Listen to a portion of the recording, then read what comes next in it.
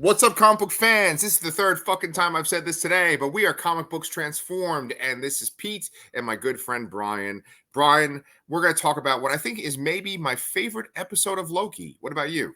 I think this is my favorite episode of any MCU show. There you go. This was such a good episode. It grabbed you emotionally like I don't think anything is really done. Well, not anything, but the most out of anything they've done, I mean, including WandaVision and Falcon and Winter Soldier, everything. Like everything, this episode had so many good moments, and it's not even. I don't even feel like feels like it's like a Loki show. I feel like I'm watching like a totally different character. It has nothing to do with Loki. It just happens to be Loki. Yes. Dude, I feel like I teed that up to you and you just knocked it out of the park. That's exactly the point there. We just covered, Brian and I just filmed an episode where we were talking about the 11th episode of Doom Patrol season 4. I made a reference to Doctor Who because that is, literally the show's making a reference to Doctor Who there. Loki season 2 very much feels like a Doctor Who show, and I think there's a reference to Doctor Who in this episode. I've started to watch this YouTube channel called Emergency Awesome, and I actually really appreciate them because they put out so many little points about each episode of Loki, and I'm like, oh, okay, I didn't notice that. But I was going to ask you, is maybe the best moment the moment when, and spoilers, guys, spoilers for this episode of Loki, is the best moment of this episode when Loki tracks down Mobius in his little branch of his timeline, and his name's Don, and Loki's trying to convince Don to come with him to save the TVA, and Don's about to walk away and be like, oh, you're kind of crazy. And then all of a sudden, OB shows up with his own homemade temp pad. Yeah, that was great. That was fucking... Yeah, and he really is a scene stealer in the show, especially in this episode too. But I would also really highly credit Tom Hiddleston here in this episode too. I felt my favorite scene was actually the two were the when Loki and Sylvie are in the bar and the conversation they're having about what are you actually after, what do you want, and like you actually see a tear come out of Loki's eye, and just that kind of introspective moment was like hit real hard. And then from a visual standpoint, when Sylvie's listening to the record. I don't remember what it was, but the universe starts turning to spaghetti, and she's trying to escape. She tries to save her friend, and then the camera kind of spins around the record spinning. Oh, that was a really, really great visual. Yes, totally agree. 1,000%. I believe it's the Psychedelic Furs, right? That was a song by them in the record store. Maybe I couldn't make out what the cover said. I didn't have time to look. I only watched that this morning, actually. Yeah. Oh, good. Okay, you just watched it. Okay. So let's address a couple of things you said there. Key, I can't remember his middle name, but Quan, right? It's like his first name's Key, and then Quan is his last name. Quan. Sure. Short round, right? From the one from Everywhere, Everything All at Once. You are 1,000% right. He is a scene stealer. It was so fucking brilliant for them to cast him on the show for this season because he makes everything better. Just him talking makes everything better. Yeah. Good. Another of my favorite scenes with him too is when they're testing his theories, and they're trying to figure out what causes the time slipping, and he just shocks him with a stun prod. And he tries to scare him, and it's just like, oh, for science. And it's just his delivery of all that is so fantastic. Right, exactly. It's the way he talks, which elevates everything. Absolutely. Yeah. I wanted to, though, because I want to talk about him more in depth, but I want to address what you said about Sylvie and that scene in the bar. So with these MCU shows, a lot of the time, things can feel like filler, and a lot of times it kind of just feels like we're just sort of moving things around so it affects the MCU on a greater level, or it fills some kind of like plot hole from the MCU. And this whole thing with Loki and the time stream kind of feels like that. It's like, oh, we're building up to Kang Dynasty. That's what this all is. But that sequence does a fantastic job of like, there's a reason why this Loki is different from the Loki of the MCU, and it's because he's had this adventure with the TVA, and he has his own friends, and it's literally changed him as a person. And the whole episode, essentially, the episode's called Science/Fiction, and it's the idea of like Loki slipping through time and how does he control it. And we find out that to sort of figure out how to answer that question, like it's a who question, Doctor Who, right? He's trying to find these people that are his friends, essentially. It's a really great emotional way to move the plot versus just you have to hit a plot beat. Yes, and the way they convey it too, where he comes back to everyone disappears, right? Which again is priming you for like, oh, we're gonna reset, right?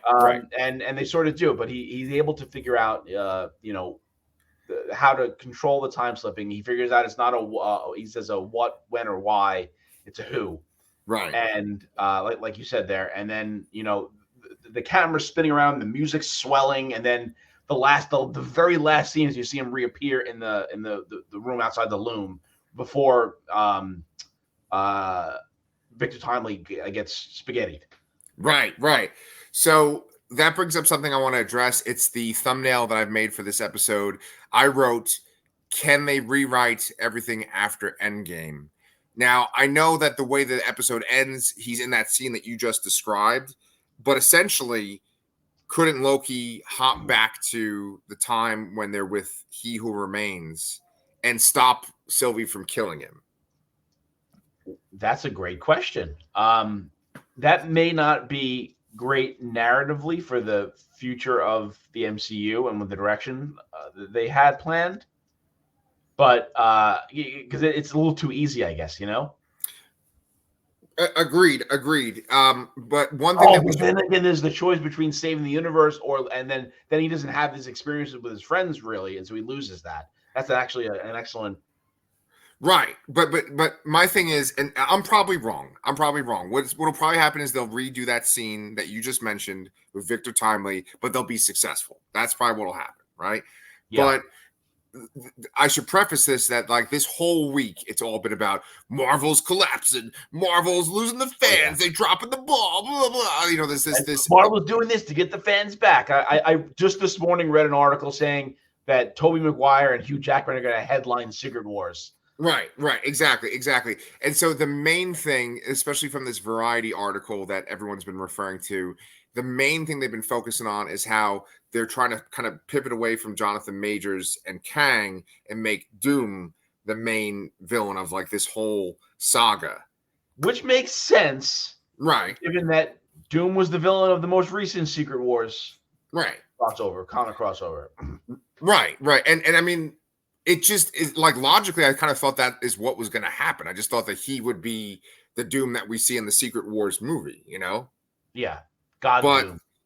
I always love that saying that. I know Doom is so good. And dude, when we're finished talking today, I want to talk about Reign of X because there's this fucking awesome scene with Dr. Doom in it, but I don't want to get us off track. Sure.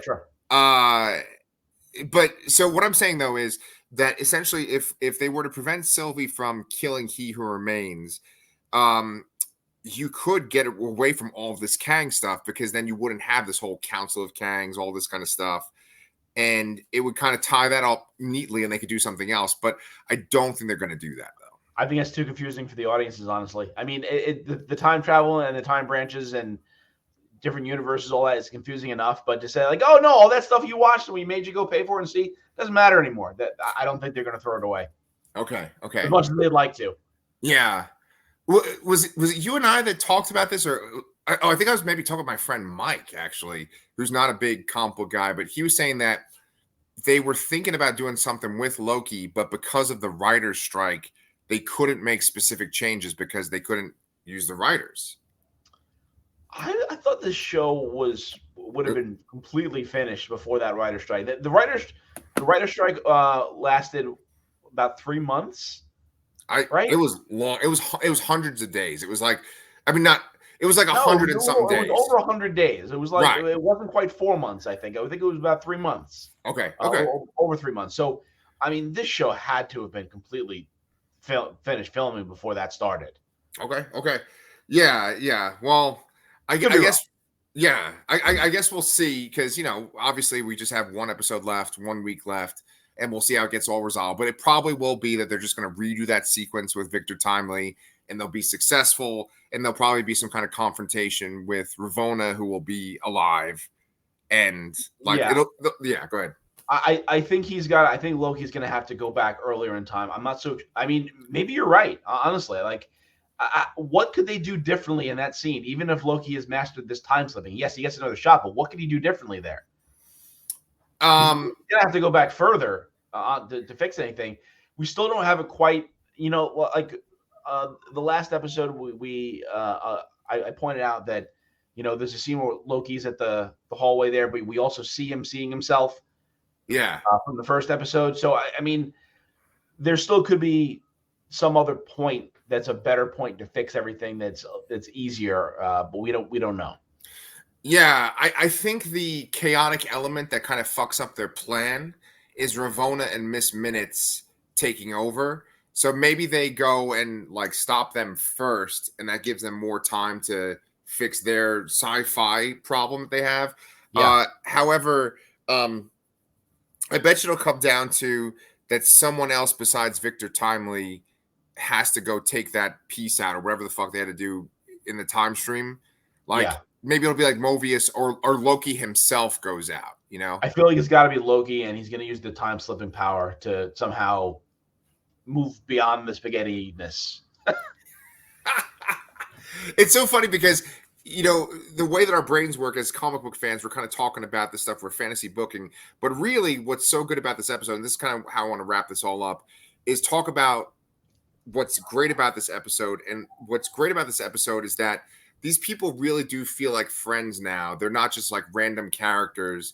And you're excited to see, A, their lives on the different timelines, but then B, you're excited to see the band all get brought together. Yeah. That's why this episode was so good. You know? Yeah, I like all these characters. I'm happy to see them. I hope there's a season 3, whatever happens here. I do have and part of this Marvel falling apart thing is also there has been some rumors of how the TVA could set up Secret Wars, and how they could put this team of Tobey Maguire and Hugh Jackman together. So, okay. So you bring up one. You know, I know we got to get to our next review, but like that key Quan guy, he actually was like a stunt coordinator for a time when he wasn't in movies, and he was a stunt coordinator on the original X-Men movie with Hugh Jackman. That too. Yes. So and I learned that on the Emergency Awesome channel that I've been watching. And then and one last thing I want to point out too was that there's that guy that works at the TVA. What's his name? Like Sammy or something, or Casey. Okay. Wait, who? Casey. There you go. Okay, I couldn't hear you for a second. The one escaping from Alcatraz. Right. So his name's Frank in the branch timeline, and that's literally like all those characters are from this Escape from Alcatraz movie with Clint Eastwood. Oh, really? Like literally, he's playing Clint Eastwood. He's Frank, and then his friends, which they do name, are the guys in the movie with him. Oh wow, I didn't realize that. I mean, I knew.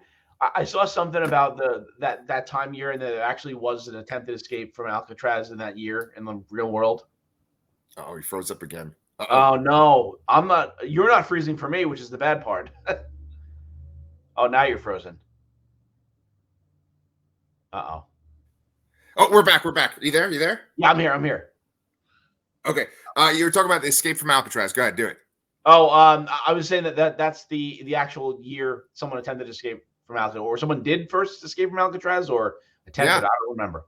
Yeah. So I mean, it's based on real life, but then they made it into a movie with Clint Eastwood, and they referenced it in this show. But we should probably wrap this up before the time spaghetti gets us. Yeah. So that's been me and Brian. This is our brief Loki episode. Guys, we keep these reviews real short because there's so much content to cover right now. We actually have an Invincible review we're about to do. But if you want to see us cover the Loki finale, make sure that you're subscribed, and you guys can check us out next week.